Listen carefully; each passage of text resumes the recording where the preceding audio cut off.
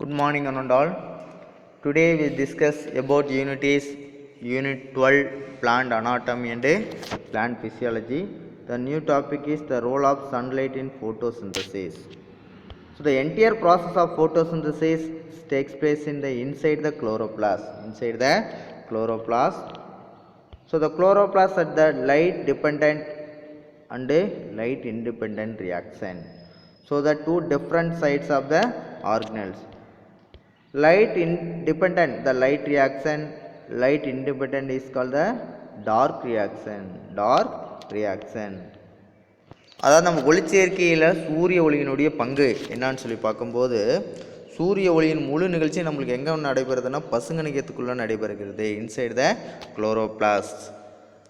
Okay, இப்போ ஒளி சார்ந்த ஒளி வினை எங்கே நடைபெறுகிறது அப்படின்னா, the light dependent or the light reaction takes place in கிரானாவில் வந்து பார்த்தீங்கன்னா நடைபெறுகிறது. ஒளி சாரா வினை light independent or the dark reaction இருள் வினை எங்கே நடைபெறுகிறதுனா ஸ்ட்ரோமா ஆஃப் த குளோரோபிளாஸ்ட். ஸ்ட்ரோமாவில் வந்து பார்த்தீங்கன்னா நடைபெறுகிறது. லைட் ரியாக்ஷன் வந்து பார்த்தீங்கன்னா கிரானாவில், டார்க் ரியாக்ஷன் வந்து பார்த்தீங்கன்னா ஸ்ட்ரோமாவில் வந்து பார்த்தீங்கன்னா என்ன பண்ணுது நடைபெறுகிறது. So the first topic is a light depend reaction in photosynthesis, the light reaction. So this was reaction that discovered by the Rubin Hill in the 1939. This reaction takes place in the presence of light energy in thylakoid membranes. Grana. Thylakoid membrane means grana. So the light reaction. Next, the photosynthetic pigment absorb light energy and converted into chemical energy, ATP and NADPH2. So the photosynthetic pigment absorb the light energy. The light energy is converted into chemical energy, ATP and NADPH2. These product the light reaction move out from the thylakoid to the stroma of the chloroplast.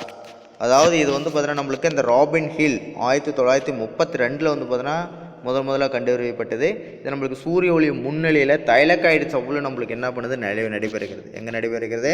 Thylakoid சவ்வில் நம்மளுக்கு என்ன பண்ணுது நடைபெறுகிறது. இப்போ ஒளிச்சேர்க்கை நிறமிகளான சூரிய ஆற்றலை ஈர்த்து நம்மளுக்கு ஏடிபி மற்றும் NADPH2 உருவாக்குகிறது. உருவாக்குகிறது. இவை இரண்டும் நம்மளுக்கு என்ன பண்ணுது இருள் வினைக்கு நம்மளுக்கு பயன்படுகிறது. Okay, next, light independent reaction. So the second step, the dark reaction is carried out in the stroma. During the reaction, carbon dioxide is reduced into carbohydrate. With the help of the light generated the ATP and NADPH2. This is also carried the Galvin cycle and carried out the absence of light. In this process, in the absence of light, the Galvin cycle, the inputs the carbon dioxide from the atmosphere and ATP and NADPH2 produced from the light reaction. அதாவது ஒளி சாராவினை light independent reaction. இந்நிகழ்ச்சியின் போது நம்மளுக்கு என்ன பண்ணுது ஒளி சார்ந்த வினையில் உண்டான ஏடிபி மற்றும் NADPH2 உதவியுடன் நம்மளுக்கு என்ன பண்ணுது carbon di oxide is reduced into carbohydrate. Carbon di oxide ஆனது நம்மளுக்கு கார்போஹைட்ரேட்டாக நம்மளுக்கு என்ன பண்ணுது ஒடுக்கப்படுகிறது. இது பசுங்கணிகத்தின் ஸ்ட்ரோமா பகுதியில் நடைபெறுகிறது. எங்கே நடைபெறுகிறது? பசுங்கணிகத்தில் ஸ்ட்ரோமாவில் வந்து பார்த்தா நடைபெறுகிறது. இதற்கு என்ன பண்ணுது சூரிய ஒளி தேவையில்லை, ஆப்ஷன்ஸ் ஆஃப் லைட். இப்போ இந்த கால்வின் சுழற்சியில் காற்றிலிருந்து நம்மளுக்கு என்ன பண்ணுது அந்த கார்பன் டை ஆக்சைடு வாயு வந்து பார்த்தீங்கன்னா எடுத்துக்குது எங்கே இன் அட்மாஸ்பியர். அதுக்கப்புறம் என்னது ஒளி வினையின் மூலம் உண்டான ஏடிபி மற்றும் NADPH2 உள்நுழைகிறது. Okay, next Melvin Calvin.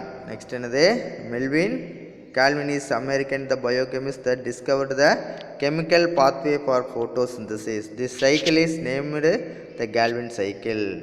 He was awarded the Nobel Prize in the year 1961. The Melvin Calvin அமெரிக்க உயிர் வேதியியலாளர் என்ன பண்ணுறாரு ஒளிச்சேர்க்கையின் வேதியியல் நிகழ்வுகள் என்ன பண்ணுறாரு, கண்டுபிடிக்கிறாரு. அதனால் இந்த சுழற்சிக்கு என்ன பேருன்னு சொல்கிறாங்க, கால்வன் சுழற்சின்னு சொல்கிறாங்க. இது 1961ஆம் ஆண்டு இவருக்கு என்ன பண்ணுறாங்க, நோபல் ப்ரைஸ் வந்து பார்த்தீங்கன்னா கொடுக்குறாங்க. Next the factors affecting the photosynthesis, the internal factor and external factor. The internal factor is the pigments, leafage, accumulation of carbohydrate, hormones. Next, external factors, light, carbon dioxide, temperature, water and mineral elements. அதாவது இந்த ஒளிச்சேர்க்கையை பாதிக்கக்கூடிய காரணிகள் இருக்குது, ரெண்டு இருக்குது. ஒன்று வந்து பார்த்தீங்கன்னா உட்புற காரணிகள், ரெண்டாவது வெளிப்புற காரணிகள். இப்போ வந்து பார்த்தீங்கன்னா நம்மளுக்கு ஃபஸ்ட்டு உட்புற காரணிகள் சொல்லி பார்க்கும்போது ஃபஸ்ட்டு வந்து பார்த்தீங்கன்னா நெருமிகள், பிக்மெண்ட்ஸ், ரெண்டாவது லீஃபேஜ், இலையினுடைய வயது, மூணாவது இது அக்குமுலேஷன் ஆஃப் கார்போஹைட்ரேட்னுடைய செறிவு, the last one is hormone. And external factors, வெளிக்காரணிகள் சொல்லி பார்க்கும்போது லைட், சூரிய ஒளி, கார்பன் டை ஆக்சைடு, டெம்பரேச்சர், வெப்பநிலை, வாட்டர், நீர் அண்டு மினரல் எலிமெண்ட்ஸ், கனிமங்கள், இதெல்லாமே நம்மளுக்கு என்ன பண்ணுது, அஃபெக்ட் ஆகுது. So the next is the artificial photosynthesis, the method producing the renewable energy by using of the sunlight. The Indian scientist, the C.N.R. Rao, who was the conferred the Bharat Ratna in the 2013, the working the similar the technology, the artificial photosynthesis to produce the hydrogen fuel.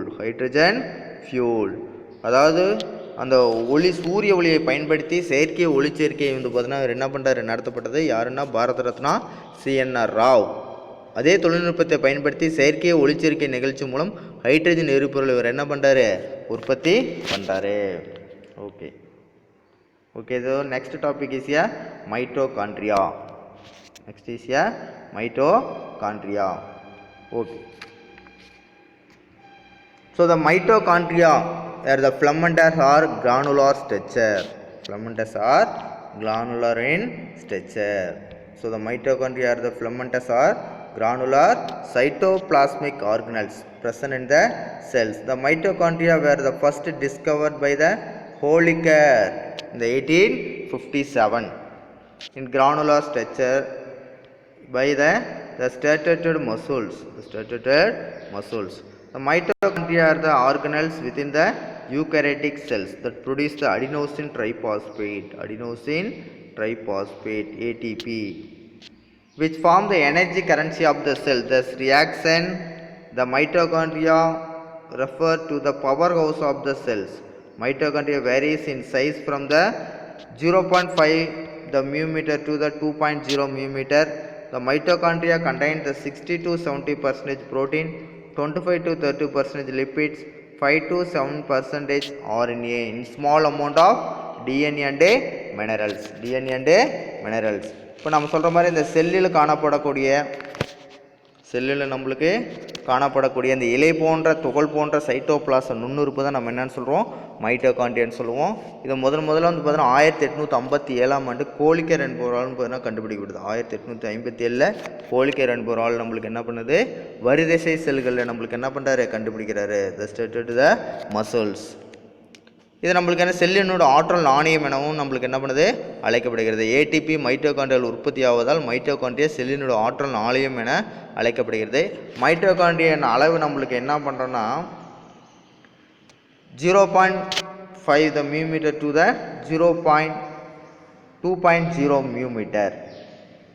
0.5 μm to 2.0 μm. இப்போ பல்வேறு அளவுகள் வேறுபட்டு காணப்படுகிறது. இந்த மைட்டோகாண்ட்ரியாவில் 60 to 70% நம்மளுக்கு என்ன பண்ணுது, புரதம் காணப்படுகிறது. 25 to 30% என்னது, லிப்பிடுகள் நம்மளுக்கு காணப்படுகிறது. 5 to 7% RNA காணப்படுகிறது. மற்றும் DNA கனிமங்களும் நம்மளுக்கு இதில் என்ன பண்ணுது, காணப்படுகிறது. Okay.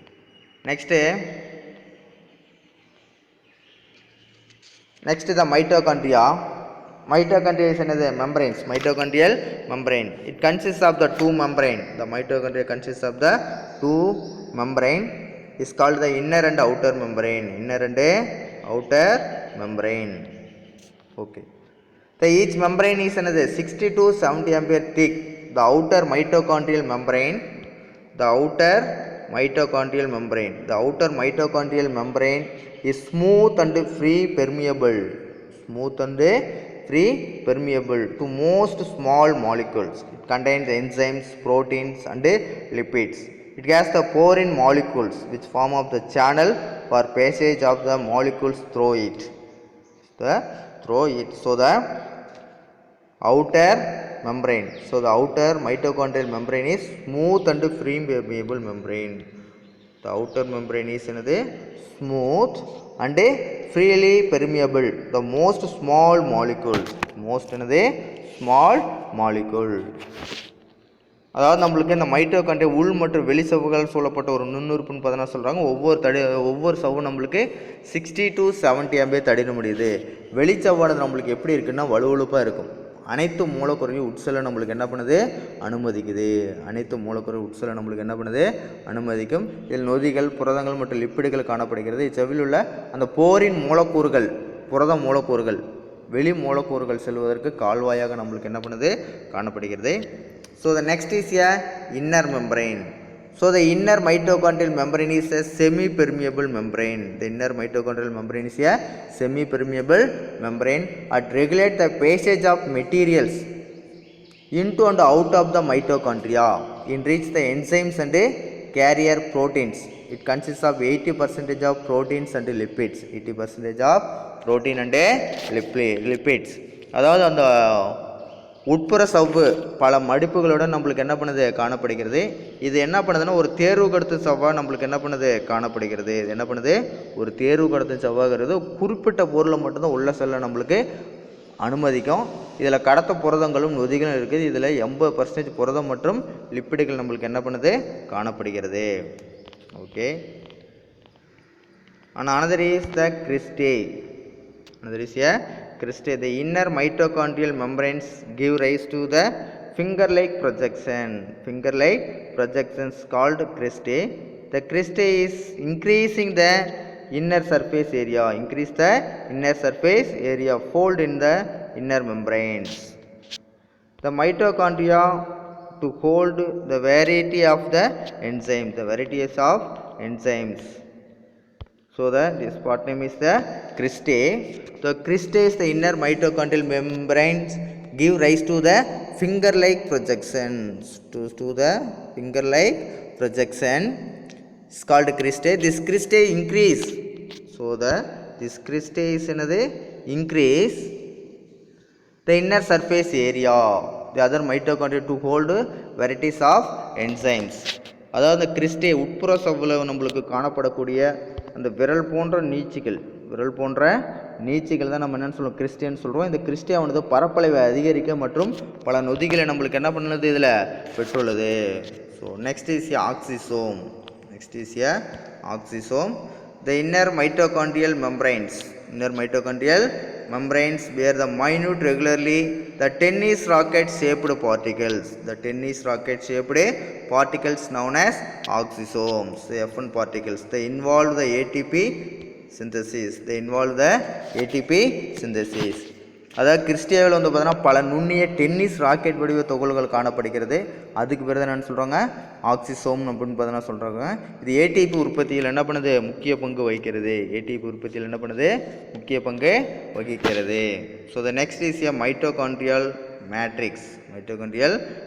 It is a complex mixture of proteins and lipids. So matrix contains enzymes for Krebs cycle, the mitochondrial ribosomes, the 70S and tRNA and mitochondrial DNA. இப்போ அந்த மைட்டோகாண்ட்ரியல் மேட்ரிக்ஸ் அப்படிங்கிறது புரதம் மற்றும் லிப்பிடுகள் கொண்ட ஒரு சிக்கலான கலவையாகும். என்னன்னு சொல்கிறாங்க, புரதம் மற்றும் லிப்பிடுகளை கொண்ட ஒரு சிக்கலான கலவைன்னு பார்த்தோன்னா சொல்கிறாங்க. இதில் கிரெப்ஸ் வளர்ச்சிக்கு தேவையான நொதிகள் என்ன பண்ணுது, என்சைம்ஸ் வந்து பார்த்தீங்கன்னா இருக்குது. நெக்ஸ்ட் வந்து பார்த்தீங்கன்னா 70S ரிபோசோம் வந்து பார்த்தீங்கன்னா காணப்படுது. tRNA காணப்படுகிறது மற்றும் என்னது DNA ஆகியவை நம்மளுக்கு என்ன பண்ணுது, உள்ளன. Okay. Next functions of mitochondria. The mitochondria is the main organelles of the cell respiration. They produce the large ATP molecule, so that's called as the powerhouse of the cells or the ATP factory of the cells. It helps the cells to maintain the normal concentration of the calcium ions it regulate the metabolic activities of the cells. இப்போ mitochondrion பணிகள்னு சொல்லி பார்க்கும்போது சுவாசத்திற்கு தேவையான ஒரு முக்கிய நுண்ணுறுப்பாகும். சுவாசத்திற்கு தேவையான ஒரு முக்கிய நுண்ணுறுப்பு ஆகும். இதில் ஏராளமான ஏடிபிகள் உள்ளன. இதில் ஏராளமான நம்மளுக்கு என்ன பண்ணுது, ஏடிபிகள் நம்மளுக்கு என்ன பண்ணுது, காணப்படுகிறது. எனவே இது செல்லின் ஆற்றல் நிலையம் அல்லது சக்தி நிலையம் என அழைக்கப்படுகிறது. ரெண்டாவது, செல்லில் வந்து பார்த்தீங்கன்னா கால்சியம் அயனிகளை சமநிலையை பாதுகாக்கிறது. Maintain the normal concentration of calcium ions.